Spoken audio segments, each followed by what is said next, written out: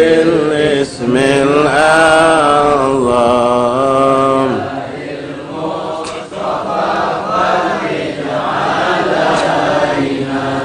إلهي نسألك بالاسم الأعظم وجاه المصطفى فرج علينا والمسلمين يا أرحم الراحمين يا أرحم الراحمين يا أرحم الراحمين فرج على المسلمين. الفاتحة إلى سيدنا وحبيبنا شفينا قرة أعيننا سيدنا رسول الله محمد بن عبد الله صلى الله عليه وسلم أهل بيته وأزواجه وذريته وأنصاره وأصحابه وأحبابه من ثم إلى أرواح ساداتنا أولياء المقربين من مشارق الأرض إلى مغاربها برها خصوصا ساداتنا ولمقرنا المعنى البقي أهل الذنب الفرد والدرجمين وإلى أرواح ساداتنا أولياء المقربين أهل هذه البلد أهل فليمن دار السلام خصوصا صاحب الحارة صاحب هذا الدار الحبيب البركة الإمام العارف بالله الحبيب عبد الرحمن بن محمد المنور وأبي وأمه ومشايخه وأولاده وذريته وكل من قد دخل هذه الحارة من العلماء والأولياء والصلحاء والصديق المقربين كلهم أجمعين وإلى أرواح والدينا ووالديكم وأمواتنا وأمواتكم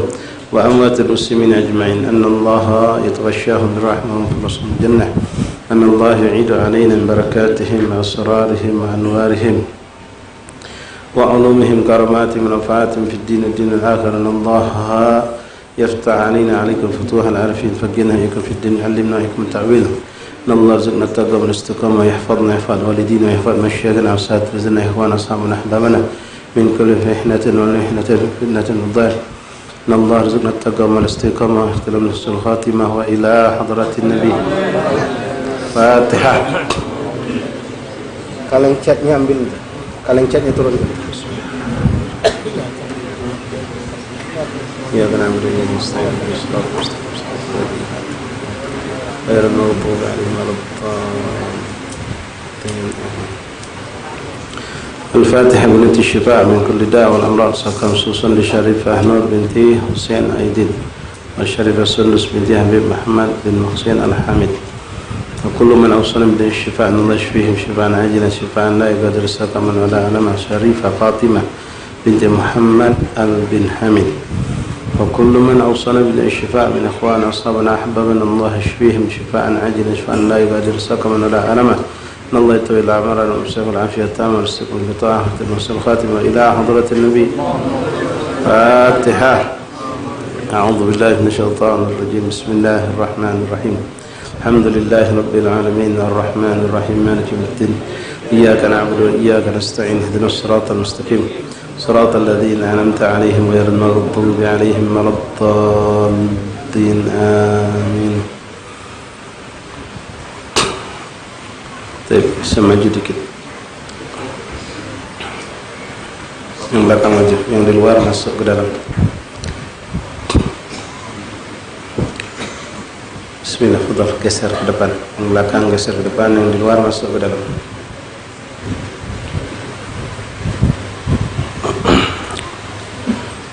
Ya Allah. Bismillahirrahmanirrahim. Alhamdulillahi Rabbil Alamin. Yang di luar masuk, dalam masih bisa orang 5 orang 7. Alhamdulillahi Rabbil Alamin.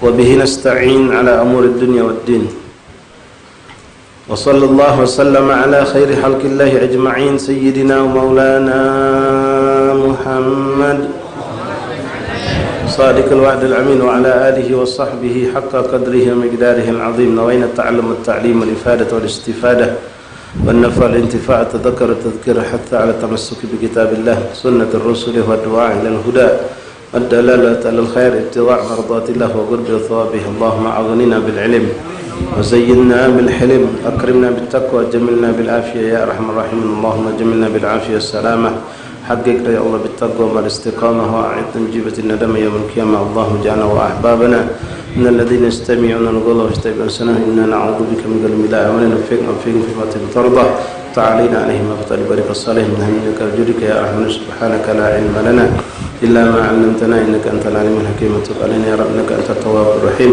اغفر لنا وارحمنا أنت آخر الراحمين. وانصرنا وقم كافر برحمتك يا أرحم الراحمين. صلى الله عليه وسلم محمد وآله وصحبه وسلم. الحمد لله رب العالمين. معاشر الحبائب Hubabat, hadirin, hadirat, jamaah, ikhwan, akhwat, rahimakumullah, jamaah majlis taklim di kediaman Al-Habib Al-Barakah Al-Habib Abdurrahman bin Muhammad Al-Munawwar di Kampung Munawwar yang dirahmati Allah. Assalamualaikum warahmatullahi wabarakatuh. Alhamdulillah, thumma alhamdulillah, thumma alhamdulillah, lakal hamdu ya Rabbana, lakal hamdu ya Karim. Bersyukur kepada Allah Subhanahu wa taala, lakal hamdu ya Allah. Alhamdulillah, ikhwan rahimakumullah, kembali kita dikumpulkan Allah Subhanahu wa taala di rumah yang penuh berkah ini dalam keadaan sehat walafiat. Kembali kita diizinkan Allah dan dipilih Allah Subhanahu wa taala untuk mengambil segala macam bentuk-bentuk pemberian Allah Subhanahu wa taala, baik itu ampunan dosa yang pasti kita yakini dapat lewat majlis taklim, pahala yang begitu dahsyat, begitu hebat dengan hadirnya di majlis taklim, dan juga keberkahan dari rumah ini yang insyaallah kita yakini tetap ada dan terus bertambah. Insyaallah kita bisa bawa pulang juga keberkahannya. Kemudian duduknya kita dengan para orang-orang tua yang kita yakini insyaallah mendapatkan juga kita keberkahan yang lebih, dan semua insyaallah menjadikan kita sebab hadirnya kita di tempat menggembirakan hati baginda Rasulullah SAW, dan mudah-mudahan menjadi sebab turunnya rahmat dan terangkatnya bala dan musibah daripada diri kita masing-masing ataupun secara kelompok umat Islam pada umumnya. Dan kita mohon kepada Engkau ya Allah, kepadamu ya Allah, mohon kepada Allah, mudah-mudahan Allah menjaga kita dengan kemuliaan ini dan terus menambahkan sehingga kita istiqomah dalam segala kebaikan dan ketaatan. Alhamdulillah ala hadhihi ni'mah ikhwan rahimakumullah. Kemudian kami minta maaf kepada antum sekalian, terkhusus kepada para syiban, para habaib ahli Kampung Munawwar yang ada di seberang Hulu. Mungkin kami termasuk yang paling lambat buka majelis lagi, tapi insyaallah semuanya ada kebaikan dalam sisi lain yang kita dapatkan. Mudah-mudahan Allah Subhanahu wa taala tidak menghilangkan pahala majelis walaupun kita tidak duduk di majelis. Terlebih memang itu sudah dijanjikan Allah bagi orang-orang yang istiqomah dalam suatu kebaikan. Ketika mereka tidak mampu melakukan kebaikan tersebut, maka Allah tetap memberikan ganjaran kepada mereka. Ma'asyiral ahbab, mudah-mudahan juga insyaallah dengan lambatnya kita kumpul majelis ini, kita dapatkan dalam kaidah Arab yang mengatakan zur ghibban tazdad hubban, perjumpaan yang jarang itu akan menambahkan rasa cinta. Mudah-mudahan cintanya kita kepada majlis ini bertambah sampai muncul rasa rindu kita kepada guru, rindu kita kepada para syiban yang hadir di sini, rindu kita dengan suasana ini, rindu kita dengan teman-teman kita, rindu kita dengan segala pemberian Allah, dan mudah-mudahan kita pun termasuk orang yang dirindukan oleh Allah, dirindukan oleh Rasulullah, dirindukan oleh para salaf insyaallah taala. Dan mudah-mudahan selama tidak ada majlis kemarin kita tidak menyimpang ke tempat yang salah, tapi kita istiqamah tetap melakukan bermacam kebaikan-kebaikan. Sekali lagi minta ridhonya, minta maafnya kepada hadirin hadirat atas keterlambatan kami memulai hampir semua majlis ya. Baru kemarin inilah kita mulai, dan hari ini kita lanjutkan, dan insyaallah besok dan seterusnya majelis berjalan semuanya insyaallah. Jadi tidak perlu diumumkan lagi, insyaallah berarti maghrib ini insyaallah majelis Ustaz yang di Masjid Al-Kidul dibuka, badal isya di Maslakul Huda Sunjurju juga dibuka, besok di Kampung Munawwar juga dibuka, dan seterusnya. Termasuk hari Rabu nanti insyaallah di Waspada kita juga buka insyaallah. Baiklah ikhwan rahimakumullah, bismillah, kita lanjutkan pembacaan kitab Fathul Ilah bima yajibul 'abd lil Maulah.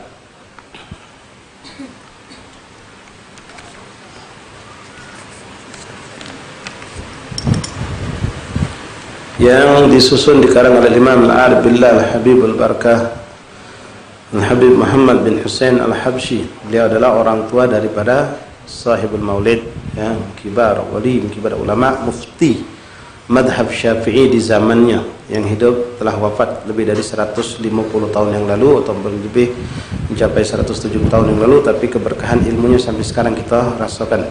Itulah orang-orang solihin, itulah para awliya Allah ikhwani. Mereka ngarang kitab tidak ada tujuan kecuali untuk mengharap ridha Allah dan Rasul, sehingga kitab mereka walaupun sudah beratus-ratus tahun tetap terjaga dan memberikan manfaat.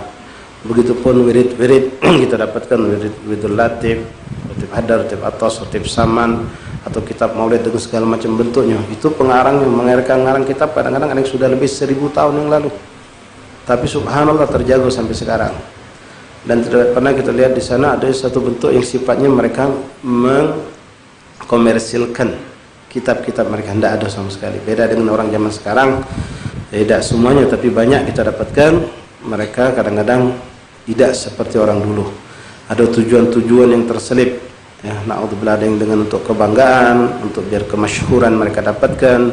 Ada juga untuk mengangkat kelompoknya, ada kelompok pribadi atau kelompok majelisnya, atau pesantrennya, atau daerahnya. Ada yang lebih parah lagi, memang mencari duit di situ.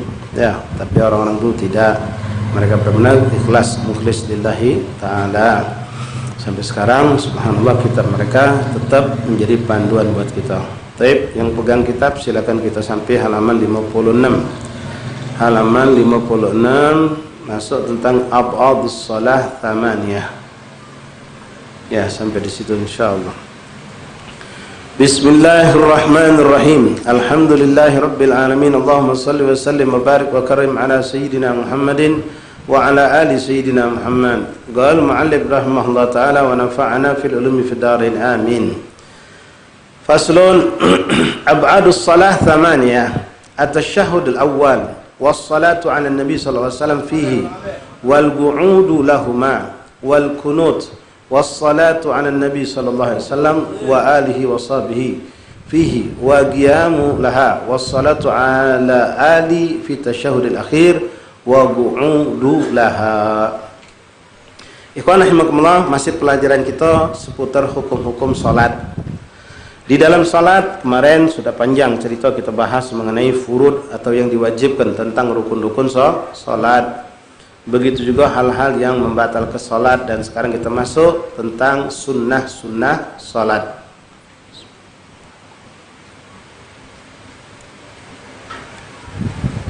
Sunnah-sunnah salat itu sangatlah banyak. Ada yang nilainya tinggi dan dikuatkan, ditekankan sangat oleh Rasulullah untuk jangan kita lalaikan. Saking ditekankan, kalau kita lupa, kita disuruh untuk mengganti kelupaan itu dengan sujud sahwi. Itulah yang disebut dengan sunnah ab'ad. Sunnah ab'ad. Ada yang sunnah hayat.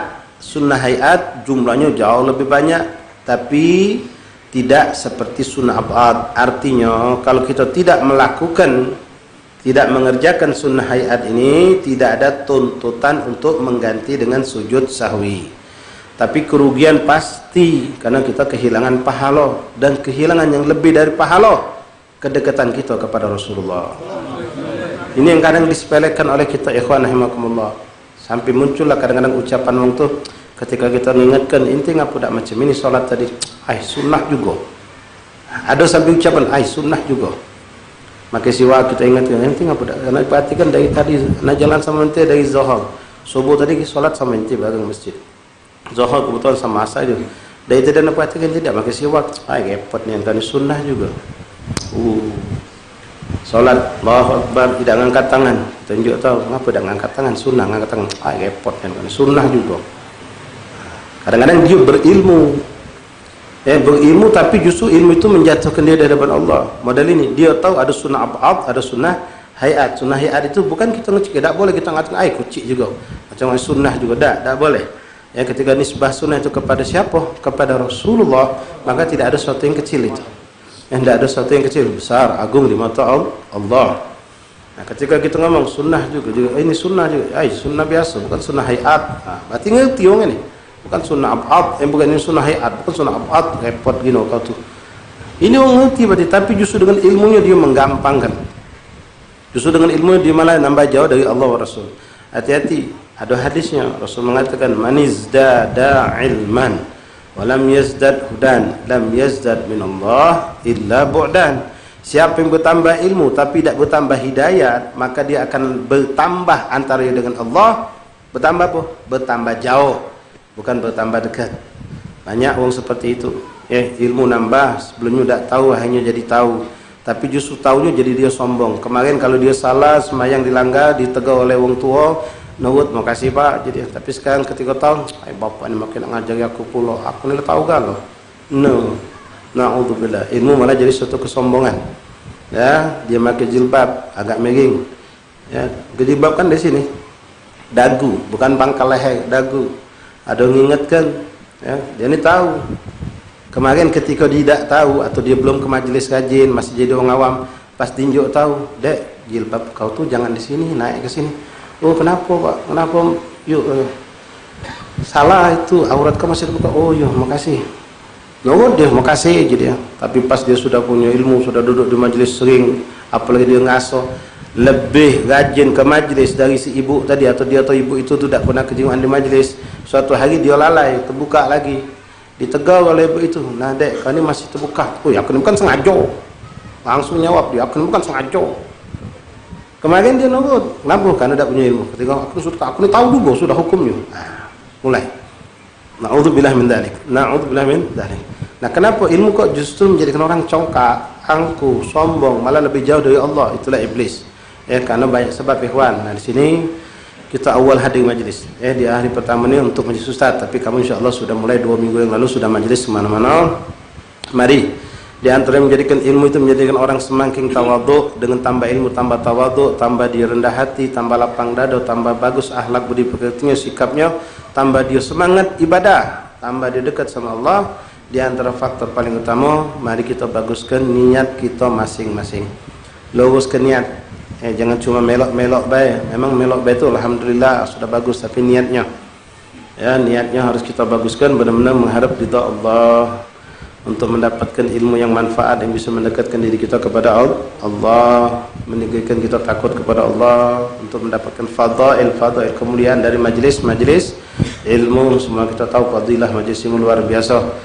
Ya cukuplah satu, kalau kita boleh ngulangi lagi, salah satu dari sekian ratus bahkan ribuan fadail duduk di majelis taklim, seorang itu akan mendapatkan ganjaran pahala, dicatatkan sekali duduk di majelis taklim melebihi, bukan sama, melebihi daripada ganjaran orang 1000 salat 1000 rakaat. Bukan itu B plus, lebih afdal daripada dia mengunjungi 1000 orang sakit. Bukan itu B tambah lagi, lebih afdal daripada dia menyolatkan 1000 jenazah. Kalau orang salat 1 jenazah B dapat 1 qirat, 1 gunung Uhud, pahala besar. Nah ini dengan duduk di majelis ini, duduk nyantai, ya cuma denger baik, barangkali ada yang nambah keberkahan dengan nyatet, dapat pahala melebihi dari nyolat ke 1000 jenazah. Inti setahun 2 tahun belum tentu mampu nyolat ke 1000 jenazah, belum tentu. 2 tahun kita pacak mengunjungi orang sakit 1000 orang sakit. Nah ini yang kita dapatkan insyaallah. Kemudian jaga adab ikhwan rahimakumullah, ummahat, babat, akhwat, hadirin hadirat sekalian, kita jaga adab juga. Niat sudah bagus tapi adab tidak dijaga, ya salah juga.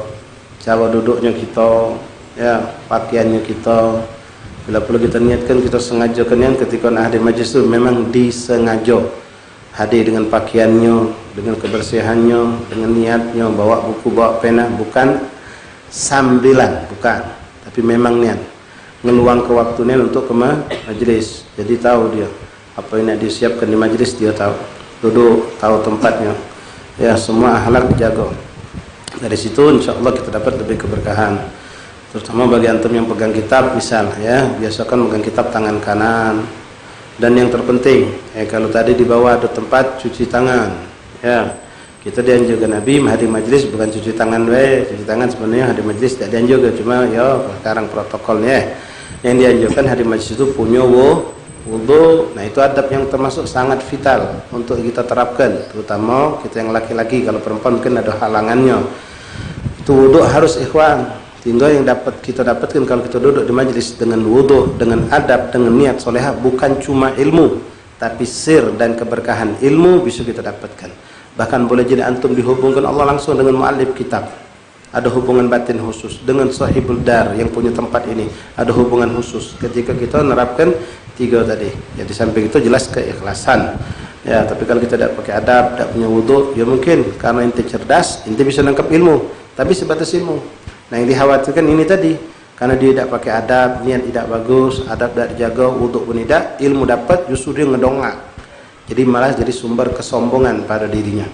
Tapi kalau orang yang dibarengi dengan seperti tadi, insya Allah niat yang bagus, adab dijaga, punya wudu, ikhlas dia lakukan itu, insya Allah ya kita akan semakin tinggi semakin mulia. Man tawadda'a rafa'ahu Allah wa man tadabbara wada'ahu Allah. Siapa yang tawadhu akan diangkat oleh Allah derajatnya. dan siapa yang dia angkuh akan dijatuhkan oleh Allah. Taib ma'asyal ahbab rahimakumullah. Jadi kita mengenal istilah namanya sunnah ab'ad. Ya, sunnah ab'ad tadi apa? Sunnah-sunnah yang ada di dalam salat yang ditekankan sangat oleh Rasulullah SAW untuk jangan kita tinggalkan. Kalau sampai kita tinggalkan, maka disunnahkan kita menggantinya dengan sujud sahwi, ninggalkan baik sengaja ataupun lupa. Kalau tidak kita sujud sahwi, tetap sah solat kita, tapi hilang pahala dari sisi Allah. Dan yang tadi yang lebih lagi yang harus kita pikirkan bukan masalah pahalanya, tapi akan kita tidak dekat kepada Rasulullah. Semakin orang itu melalaikan sunnah Nabi, semakin dia seakan-akan lari dari Rasulullah.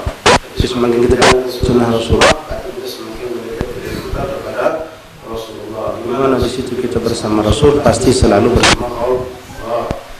Ma'asyal ahbab, ada 8. Yang pertama tasyahud awal. Tasyahud awal, tahiyat awal. Tahiyat awal hukumnya bukan wajib, hukumnya sunnah. Kalau kita lupa, ya sudah, enggak usah diulangi. Nah, sini perhatikan ya Tuhan. Kapan saatnya kalau orang lupa dengan tasyahud awal atau yang lain daripada sunnah abad ini, dia boleh balik lagi. Dan kapan dia tak boleh balik lagi? Ya, perhatikan di sini. Tolong jangan ada yang ngantuk. Kapan dia boleh balik lagi dan kapan dia tak boleh balik lagi? Boleh berarti bukan harus. Perhatikan, ya. Boleh artinya bukan harus. Kalau tak boleh berarti harus jangan. Harus tak boleh, lain lagi itu. Nah, kapan seorang itu boleh balik lagi ke posisi sebelumnya yang dia lupa tadi tahiyat awal misal, dan kapan dia tidak boleh? Sekali lagi, boleh bukan berarti harus. Artinya kalau kita lupa lalu ingat tengah jalan, balik lagi, boleh. Tak balik lagi, teruskan, boleh juga. Nah, untuk tasyahud akhir, kalau kita lupa, kapan tasyahud akhir itu? Setelah sujud kedua, rakaat kedua kan? Rakaat kedua untuk sholat selain subuh. Subuh dah kata tahiyat awal. Untuk tahiyat awal, afwan. Tasyahud awal, sunnah ab'ad tasyahud awal. Ketika kita sudah sujud kedua, rakaat kedua, Allahu Akbar, seharusnya tahiyat awal. Kita lupa. Allahu Akbar. Ketika kita tegak ini, belum sempurna tegaknya, masih posisi derajat pecah wong rukuk atau di atas rukuk, tapi belum tegak lurus kita punya dada, itu masih boleh balik lagi untuk tasyahud awal. Selagi belum berdiri tegak kita punya dada. Tapi kalau sudah berdiri tegak, maka tak boleh balik lagi sujud kepada tasyahud awal. Kalau balik lagi, hukum sholat batal.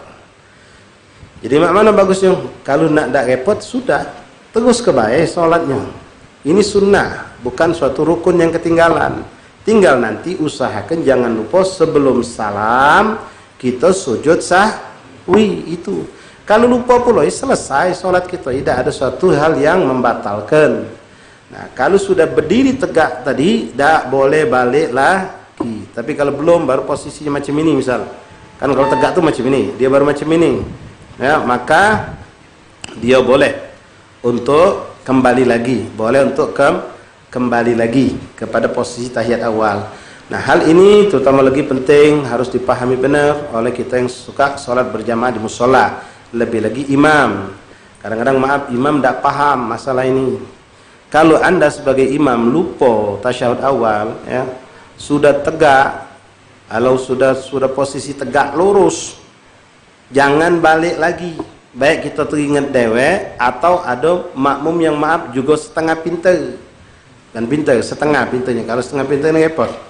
Ya, teriak dia subhanallah, tahan dia duduk tahiyat awal. Kita dari tegak bagi imam subhanallah. Nah, kalau imam tak ngerti teriak yang subhanallah tadi, dia ingat, oh iya nih aku lupa tasyahud. Balik duduk dia, bubar namanya, kelebu sekapal. Batal imam ini. Yang makmum tadi melok juga, ya sudah batal. Makanya penting jangan kalau aku nak jadi imam. Ya, yang belakang imam juga kalau baca yang paham. Kalau tak katik, kalau yang paham nian benar-benar pahamnya, sudah bismillah. Kita semayang, penting salatnya imamnya memenuhi syarat. Jadi ingat untuk tasyahud awal tadi, ya, kalau masih posisi dia baru ngenjit, istilah kita baru nak tegak, teringat duduk ke, silahkan, tidak jadi masalah. Ya, atau dalam posisi seperti yang rukuk, teringat duduk ke lagi, silahkan. Kalau sudah tegak tapi belum posisi tegak sempurna, teringat nak duduk lagi, tahiyat, silahkan. Tapi kalau sudah berdiri tegak dadanya, maka tak boleh untuk balik lagi. Kalau balik lagi dia melakukan tasyahud awal, batal salatnya. Kenapa? Karena dianggap menambahi rukun. Dianggap menambahi rukun. Nah, kalau kita sebagai imam, jangan nyari recok, jangan mengacaukan makmum. Kalau makmum cuma 2 biji lemah. Makmum cuma 2 orang 3. Ini makmum kami 3 sop masjid. Yang kita sudah nak tegak, wong lah melok tegak kalau atau kita balik duduk. Kan kacau jadinya. Jadi sudah, itu penting berilmu imam tadi. Kalau dia berilmu nian, dia bisa mempertanggungjawabkan sikap dia dalam sholat. Ya, ketika dia langsung tegak, ada makmum teriak subhanallah, subhanallah. Misalnya dia teruskan sholat, hanya melok terus. Habis sholat ngomong sama dia, ngapo? Ente tidak tasyahud awal, anak lupa. Apa kami ingat ke subhanallah, pada balik lagi? Akulah berdiri tegak. Kalau akulah berdiri tegak, aku balik lagi melok kamu yang setengah pintar ini. Kelebu galau-galau. Ngapa dikatakan setengah pintar? Dia ni tahu kalau orang salah teriak ke subhanallah, tapi dia tak tahu yang disuruh teriak ke subhanallah tu kesalahan yang model mana. Kalau ketinggalan sunnah, apapun sunnah abad, tak perlu diingatkan. Lain kalau kesalahan itu yang sifatnya fatal, menambahi rukun atau meninggalkan rukun. Sujud baru sekali langsung tegak, kurang ya teriak ke subhanallah. Ya, imam dari sami Allahu liman hamidah, misalnya Allahu akbar, sujud, habis sujud dia langsung tegak. Nah, ini perlu diingat ke salah berarti. Baru 2 rakaat maghrib langsung salam, teriak ke subhanallah. Itu memang posisi tepat. Yang kedua, wassalatu ala nabi sallallahu alaihi wasallam fi salawat. Salawat ketika tasyahud awal. Ada orang tasyahud awal, tahiyatul barakatuh salawatut thayyibatu lillah, assalamu alayka ayyuhan nabiy wa rahmatullahi wa barakatuh, assalamu alayna wa ala ibadillahis salihin, asyhadu an la ilaha illallah wa asyhadu anna muhammadar rasulullah. Allahu akbar, tegak dia. Tasyahud dibacanya, duduknya dipakainya, tapi dia tak baca salawat. Maka ni wong ketika dia tegak, dia baru ingat macam tadilah hukumnya. Kalau tegaknya belum sempurna, boleh balik lagi. Untuk apa? Duduk lagi, ngucap ke tasyahud tadi, dia ulang lagi. Tak usah, salawatnya dia ulangi. Yang kurang. Tapi kalau nak cuma sekedar untuk ngucap salawat tadi, dia tahanlah tegak, duduk lagi. Walaupun belum sempurna tegaknya, ya sudah terus ke bawah. Kaget sujud sahwi. Nah, cuma ikhwan rahimakumullah, satu lagi nih. Ilmu kita pahami ya, tapi memprakteknya kadang-kadang ada kalanya justru jangan kita amal ke. Contoh, antum sebagai imam. Kita sebagai imam, tasyahud awal kita gawe ke, makmum tahunya tasyahud awal galau. Cuma yang tahu kita tak baca salawat cuma kita. Cuma kita yang tahu kita tak baca salawat tadi. Asyhadu an la ilaha illallah wa asyhadu anna muhammadar rasulullah. Allahu akbar, langsung tegak kita. Makmum tahu tak kalau kita tidak baca salawat? Tak ada yang tahu. Jangan sujud sahwi ente. Kage makmum bingung. Sudah tasyahud akhir kalau tahu kita Allah akbar sujud sahwi. Pasti baca pasti ke teriak kami subhanallah je mereka. Nyangkonya kita nambahi kita nak sujud sahwi. Nah, yang macam ini ya tak usah, yang bijak ya, tak usah, jangan. Jadi ilmu itu ada saatnya kita perlu memang kerjakan, ada saatnya kita perlu kita tidak lakukan, terutama yang bukan berhubungan dengan batal dan tidak batalnya, sah dan tidak sahnya suatu ibadah. Kemudian kunut. Nah, bismillah, kita bahas di sini kunut ya. Kunut bitta, jangan kamu baca dengan kunut tok ya. Kunut bitta itu kalau orang maca terabas-terabas, tidak bedakannya makhraj huruf. Macam doa sering Ustaz baca kalau salat isya, mungkin kalau salat jamaah banyak, mungkin imam-imam juga doa kunut nazilah. Kunut nazilah, kunut bitta. Kunut artinya berdiri. Kunut itu berdiri. Qanitin berdiri, kunut. Kalau kunut itu artinya orang yang putus asa. Bitta kunut. Allahumma arhamna, Allahumma askina ghaitha wal rahmata ma'a lutfi wal afiyah wa la taj'alna minal qanitin. Ta, jangan qanitin, salah artinya. Doa Allahumma askina ghaitha, ya Allah berikanlah kami pertolongan, hujan rahmat, hujan isi ma'nawi.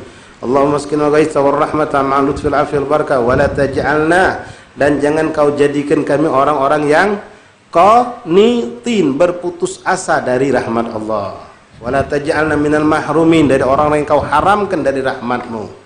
Itu kalau kamu sebut minal qanitin, maaf, kadang-kadang kita ini boleh ngoping kebetulan cerdas, cepat apal, tidak pernah nyengok tulisan. Itulah kadang-kadang salah kejadian. Ya, jadi nak benar, jangan sampai salah. Qanitin, di sini kunut artinya berdiri. Doa kunut ikhwan rahimakumullah. Doa kunut dalam madhab, 4 madhab itu beda-beda. Imam Malik dan Syafi'i melakukan kunut, sementara Hambali dan Imam Ahmad bin Hanafi mereka tidak melakukan kunut. Masing-masing ada landasan dalil galau, dan mereka 4 tidak pernah saling ngibut. Cuma yang di bawah inilah yang banyak saling ngibut, kadang-kadang saling salah, saling ngecikan. A'udzubillahi min dzalik, salah besar wallahi wani.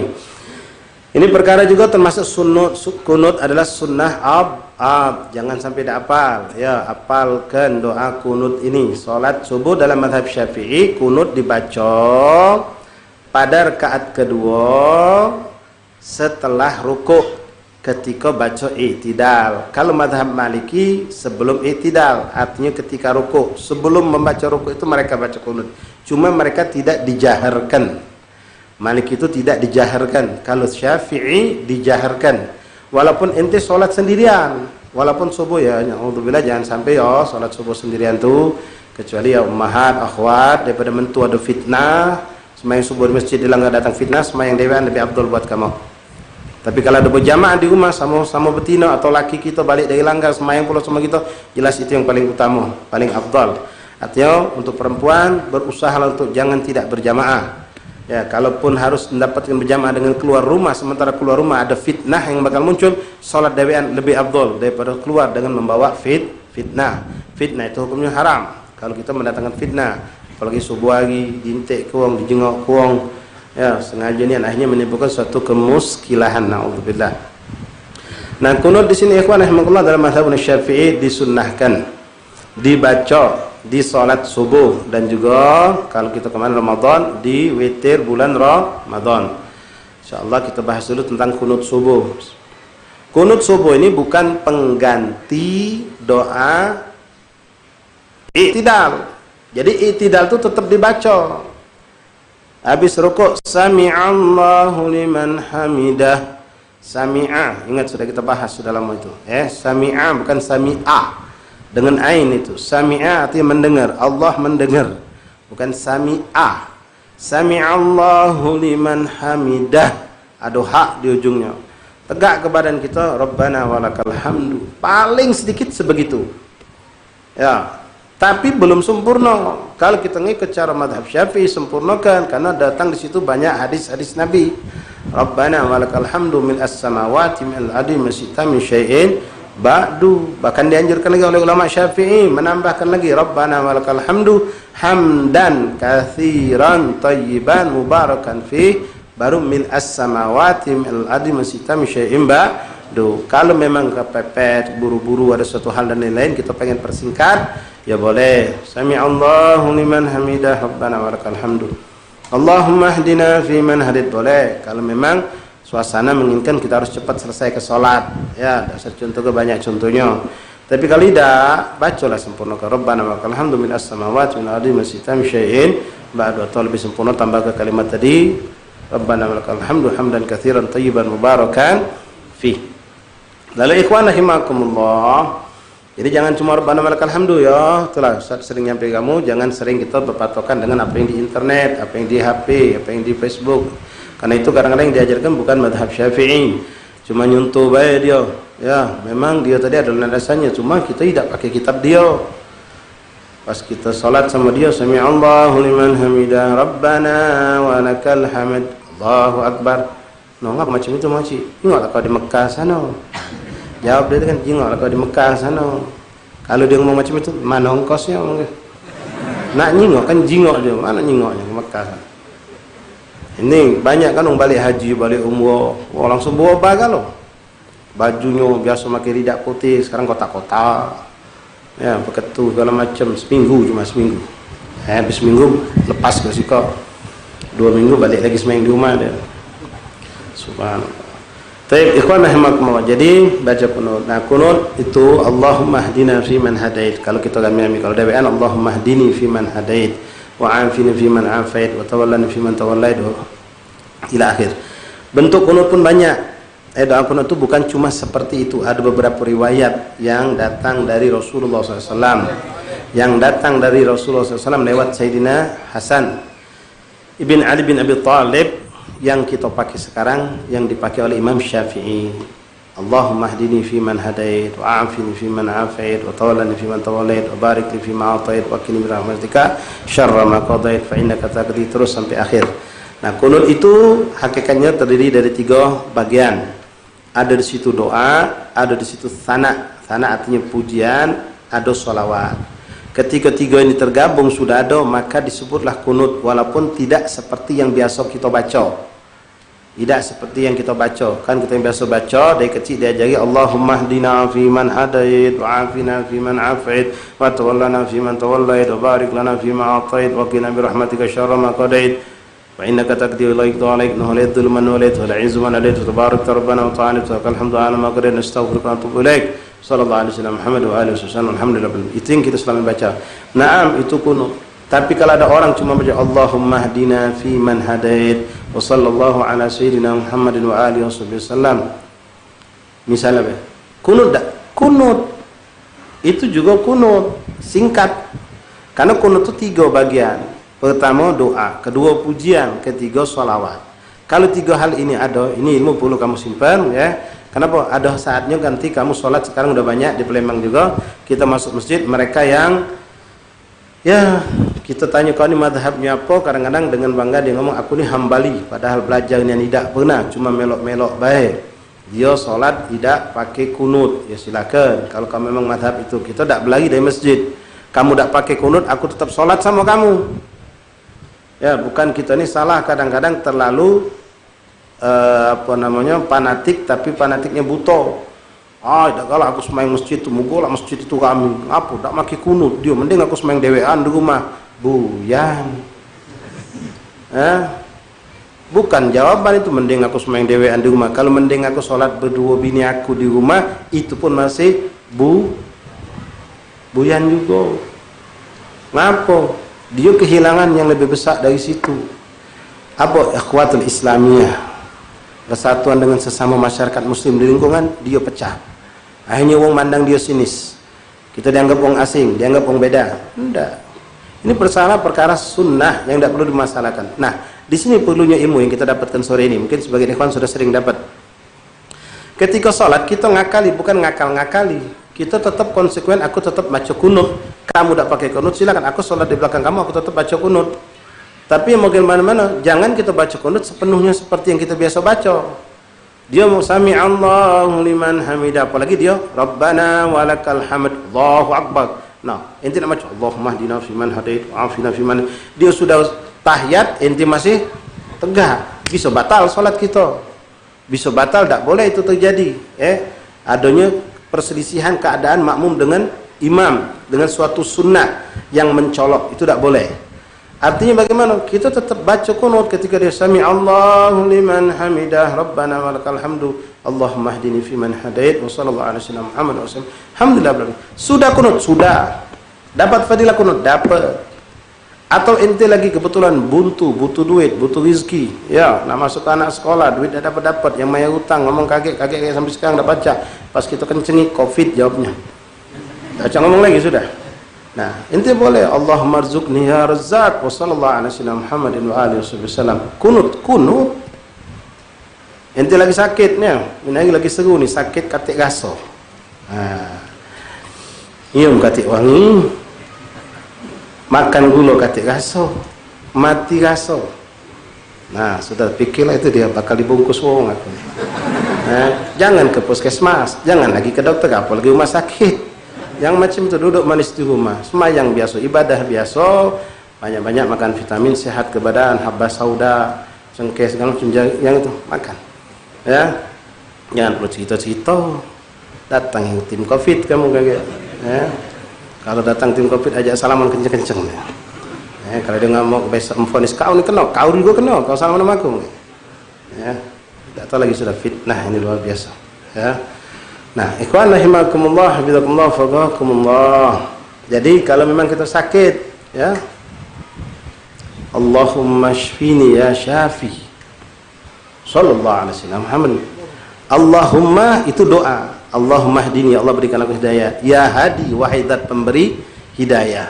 Pujian kepada Allah. Wa sallallahu alaihi wasallam, salawat. Udah 3 itu ketemu. Ya. Kata masalah rezeki tadi kan buntu lagi susah, butuh duit banyak.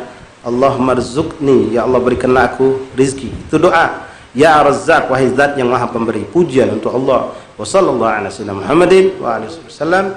Maka itu salawat penutup. Jadi kalau kita memang bonceng salat sama mereka, ini masalah kunut ya, kita tidak bahas masalah Fatihah. Fatihah sudah kita bahas. Kalau masalah Fatihah ente tahu mereka tidak pakai bismillahirrahmanirrahim. Jelas tidak pakai, tidak boleh sama yang belakang mereka. Ente sebagai orang mazhab Syafi'i tidak sah. Tapi kalau mereka baca tapi disir ke, itu boleh-boleh baik kita salat di belakang mereka. Baik, ikhwan rahimakumullah. Kunut kita baca ya.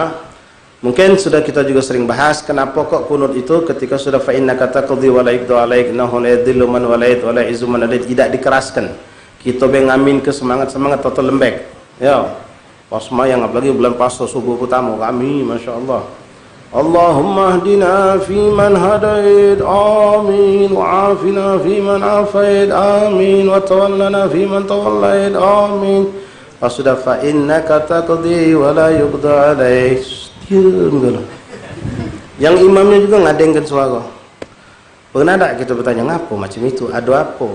Ngapa tidak kenceng-kencengan terus? Sampai fa innaka taqdi atau imamnya fa innaka taqdi wa la yuqda alaik innahu la yadhillu man walait. Tidak diaminkan. Nah, mungkin ikhwan yang pernah hadir majlis ini atau majlis lain mungkin sudah tahu jawaban. Ya itulah tadi. Karena yang pertama kita aminkan itu doa galau. Pas fa innaka taqdi wa la yuqda alaik itu pujian murni tanpa ada doa di situ. Sungguh engkau yang memberikan menetapkan ketentuan ya Allah. Fala yuqda dan tidak ada yang mampu memberikan ketentuan kecuali Allah. Allah fa innaka taqdi wa alaik innahu la yadhillu man walait. Tidak ada yang akan hina di hadapanmu kalau mereka menggantungkan dirinya kepadamu ya Allah. Jadi pujian. Makanya tidak diaminkan. Ya, sampai terakhir boleh diaminkan lagi ketika astaghfiruka wa atubu ilaik. Nah, kunut sampai di situ. Adapun wasallallahu alaihi wasallam itu bagian daripada yang lainnya pelengkap kunut sama seperti tasyahud tadi. Tasyahud dibaca salawat lupa. Dianggap masih tidak sempurna. Kunut dibaca lupa salawat sama juga dianggap tidak sempurna. Wassalatu ala nabi sallallahu alaihi wasallam wa alihi washabbi. Kemudian salawat kepada Nabi sallallahu alaihi wasallam dan keluarga dan sahabatnya. Wassallallahu ala sayyidina Muhammadin wa alihi washabbihi wasallam. Kalau pakai Nabil Ummi itu lebih dicintai. Wassallallahu ala sayyidina Muhammadin nabiyil ummi wa ala alihi washabbihi wasallam itu lebih afdal. Ma'asyarul ahbab ikhwan rahimakumullah. Kemudian waqiyam laha dan berdirinya kita ketika baca kunut. Berdirinya ketika baca kunut, maka kunut ini sempurna. Kenapa Ustaz? Emang ada orang baca kunut tidak ada berdiri? Ya. Ya, kemarin sudah kita sampaikan, tadi sudah disampaikan mazhab Maliki mereka tidak seperti kita baca kunut ketika berdiri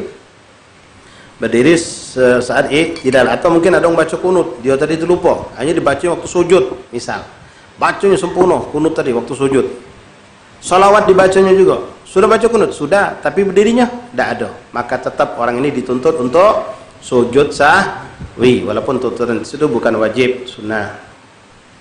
Kemudian ikhwan rahimakumullah wassalatu ala ali fi tasyahud akhir. Tasyahud akhir hukumnya apa? Wajib, rukun min arkanis shalah, tasyahud akhir. Nah, tasyahud akhir kalau tasyahud awal, salawatnya juga hukumnya sunnah. Menambahkan wa ali dalam salawat tasyahud awal hukumnya sunnah. Nah, untuk tasyahud akhir sebenarnya di sini khilaf ulama.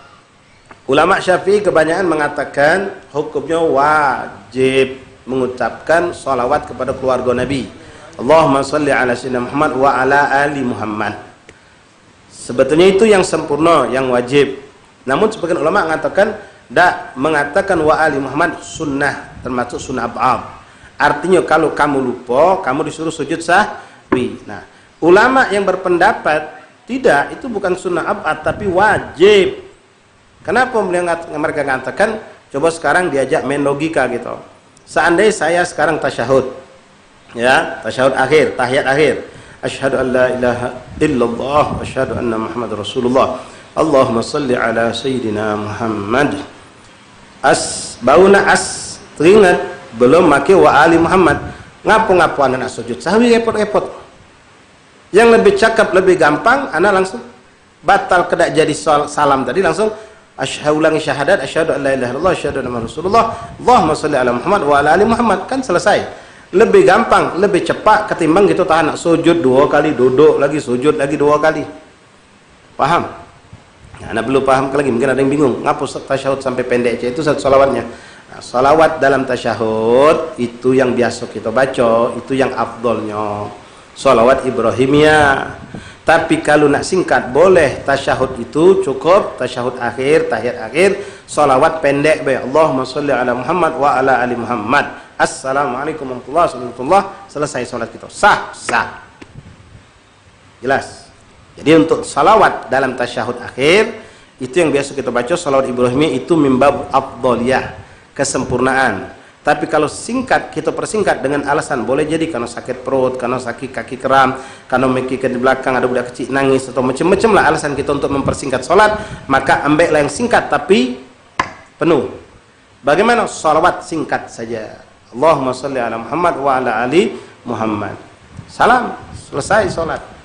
Tapi kalau ada orang salawat, Allahumma shalli ala Muhammad, assalamualaikum warahmatullahi wabarakatuh. Dengan pendapat yang pertama mengatakan wajib, tak sah pada solat ini. Kalau dengan pendapat orang yang kedua mengatakan seperti dalam kitab ini, dia sunnah ab'ad, maka sah tapi tidak sempurna. Sah tapi tidak sempurna. Cuma pendapat yang pertama yang banyak dipakai oleh ulama Hadramut, yaitu mereka memikirkan secara logika, ngapain kalau kita lupa salawat wa ali Muhammad, tahan kita nak ngepot ke sujud, duduk, sujud lagi. Cukup kita salawat baik, selesai. Allahumma shalli ala Muhammad wa ala ali Muhammad, selesai. Tutup dengan salam. Wa qu'udu laha, dan duduk tahiyat akhir. Duduk tahiyat akhir ini sekali lagi jangan salah paham.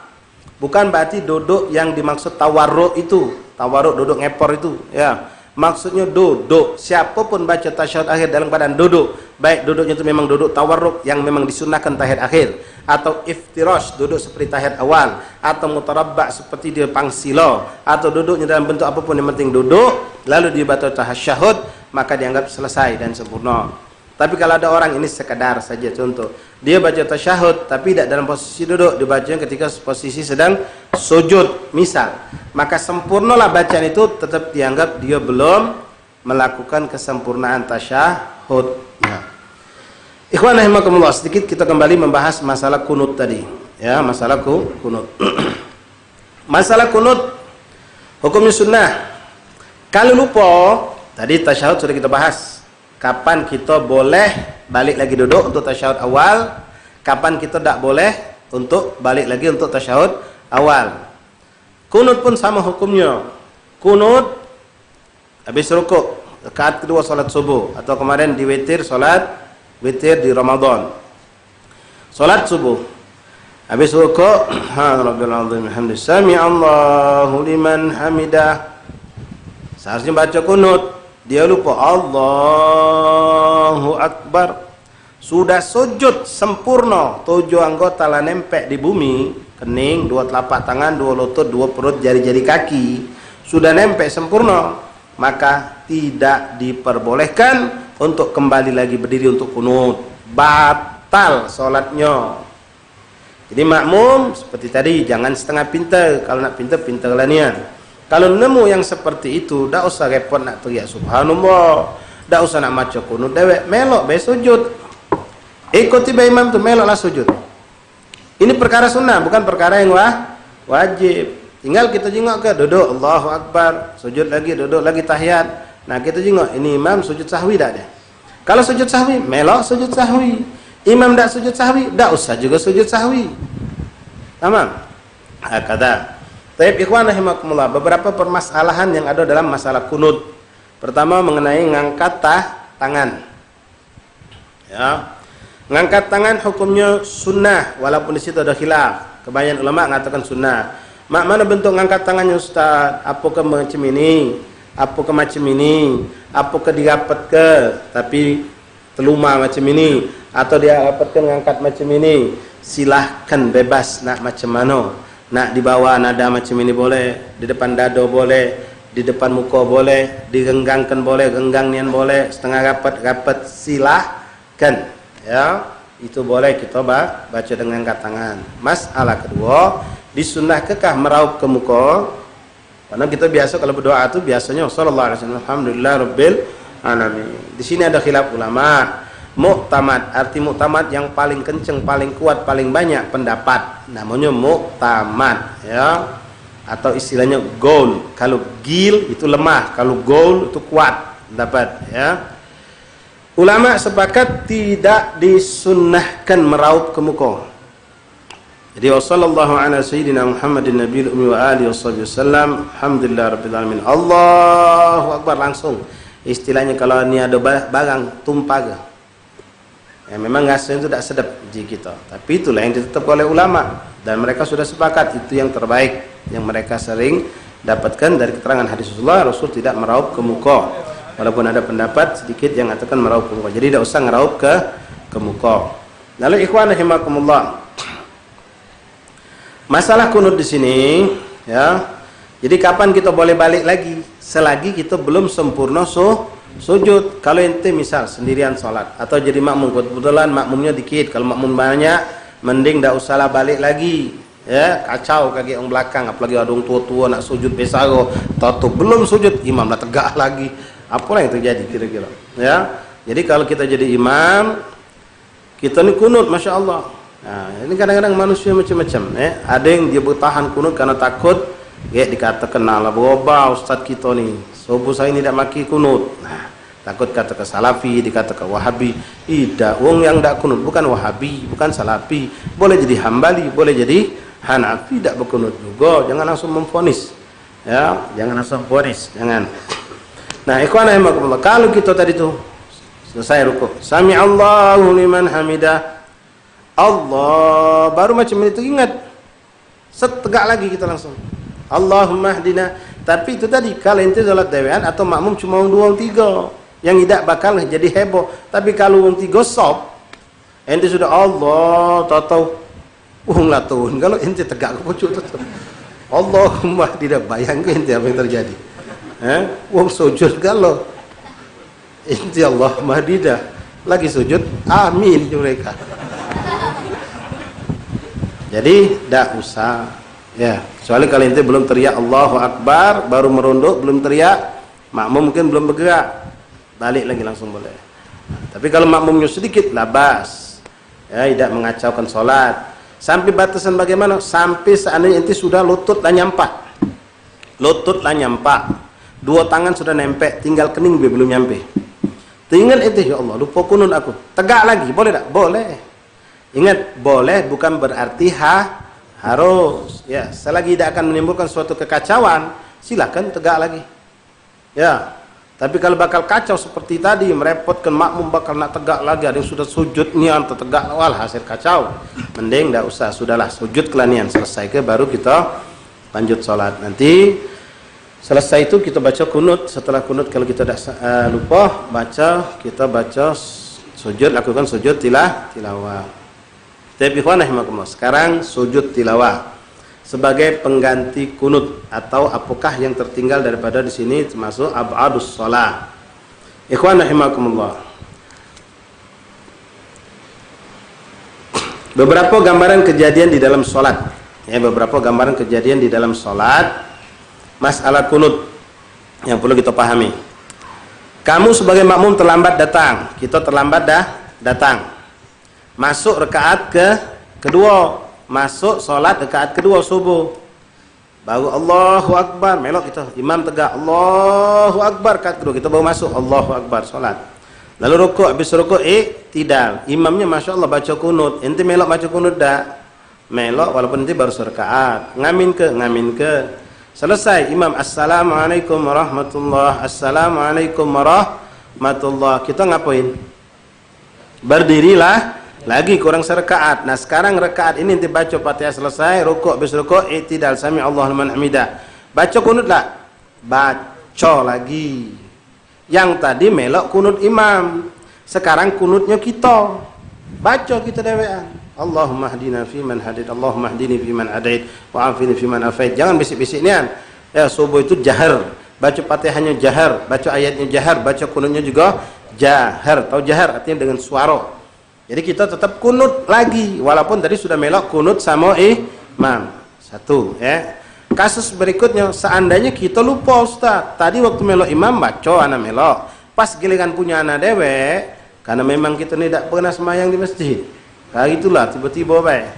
Jadi pas sudah sujud rukuk sami Allahu liman hamidah, Allahu akbar, sampai letak sujud baru ingat, no aku dah baca kunut uji kita. Nah, ini kasus kan, apakah disunahkan sujud sahwi sedangkan kita rakaat pertama sudah kunut? Rakaat kedua yang kita lupa. Apakah kita disuruh untuk sujud sahwi? Jawabnya na'am. Kita disuruh untuk sujud sahwi atas lupanya kita terhadap kunutnya kita. Atas lupanya kita terhadap kunutnya kita.